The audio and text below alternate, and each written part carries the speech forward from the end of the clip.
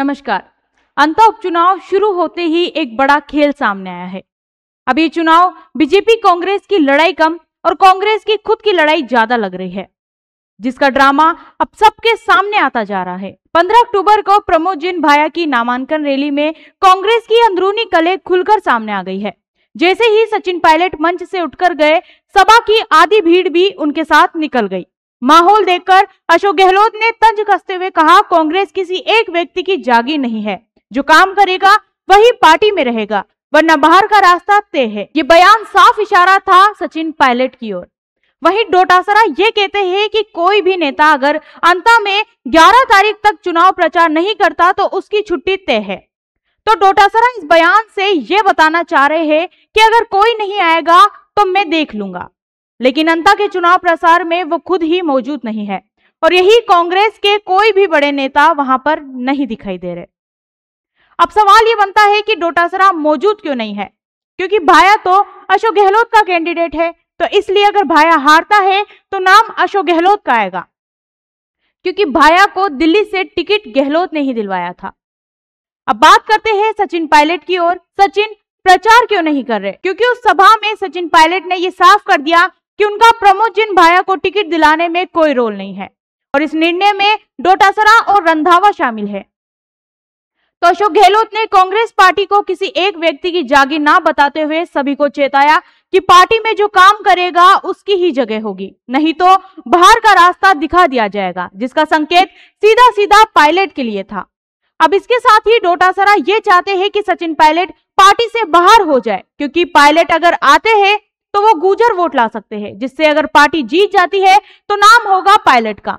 तो इसलिए डोटासरा का ये कहना है कि सचिन पायलट को छत्तीसगढ़ का प्रभारी बना दिया गया है, तो वो वहीं का पद संभाले, क्योंकि सचिन पायलट पहले ही भाया की रैली में ये जता चुके हैं। क्योंकि अब डोटासरा के तो दोनों हाथों में लड्डू है कि अगर भाया हारता है तो ठीक रहा, गहलोत और पायलट पर फूटेगा कि वो लोग गुर्जर और माली वोट दिला सकते हैं, लेकिन उन्होंने नहीं दिलाया। अब डोटासरा ने प्रभारी किससे बनाया है? अंता उपचुनाव में कांग्रेस प्रभारी अशोक चांदना है, जो हिंडोली के तीसरी बार विधायक और गुर्जर नेता है। उनके अलावा अनेक गुर्जर नेता है, जिसमें सचिन पायलट, धीरज गुर्जर, प्रहलाद गुंजल शामिल है। यह सवाल ये बनता है कि क्या कांग्रेस पायलट के खिलाफ एक नया धड़ा बना रही है या अशोक चांदना नए सचिन पायलट बनेंगे? और अभी अंता में चांदना चुनाव प्रसार संभाल रहे हैं, जिसमें वो चुनाव के बारे में बताते हैं। उनका ये इंटरव्यू सुनिए। कांग्रेस पार्टी जहां ड्यूटी लगाती है वहां ईमानदारी से जाते हैं।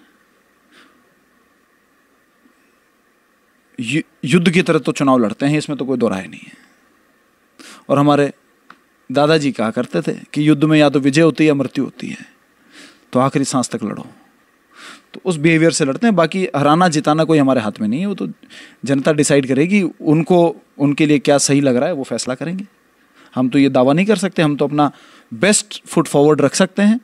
हम अपनी बातें बता सकते हैं, अपने काम बता सकते हैं, आगे हमारे क्या प्रोग्राम्स है उनको बता सकते हैं।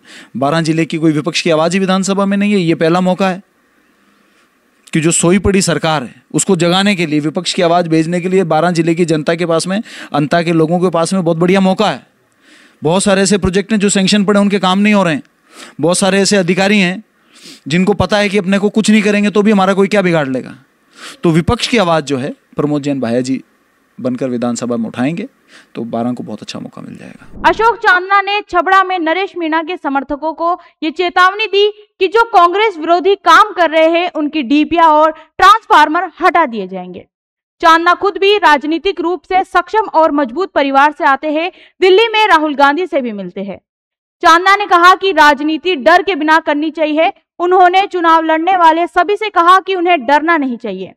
दूसरी ओर वे इस उपचुनाव में मजबूत भूमिका निभा रहे हैं। अगर कांग्रेस इस उपचुनाव में जीतती है तो ये गोविंद सिंह डोटासरा और अशोक चांदना के लिए बड़ी सफलता होगी। डोटासरा का कद और प्रभाव काफी बढ़ेगा। इसके विपरीत हार हुई तो पार्टी में बड़ी मुश्किल खड़ी हो जाएगी। अब देखना यह है कि क्या अशोक चांदना सचिन पायलट की जगह ले पाएंगे और क्या पायलट की राजनीति जारी रहेगी। साथ ही अब हम बात करें प्रमोद जैन भाया की नाराजगी की, क्योंकि चुनाव से पहले उन्होंने कांग्रेस के दफ्तर के निर्माण के लिए 1 करोड़ रुपए का चंदा दिया था, लेकिन आज वही भाया अकेले मैदान में है। ना पार्टी का सपोर्ट, ना बड़े नेताओं का सहारा। लगता है उनके वो पैसे अब डूबते हुए नजर आ रहे हैं। क्या प्रमोद जैन भाया सच में अकेले रह गए या ये सब उनकी अपनी एक चाल है? इस बारे में आपकी क्या राय है, हमें कमेंट करके जरूर बताइएगा। धन्यवाद।